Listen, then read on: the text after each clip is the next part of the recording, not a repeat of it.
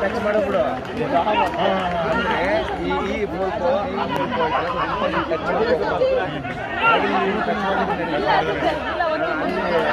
follow ಆಗ್ಬಿಡು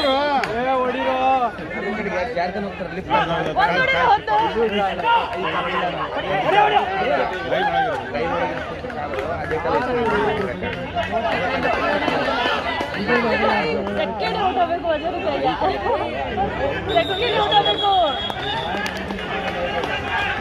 ಅದೇ Sachin out ಆಗಬೇಕು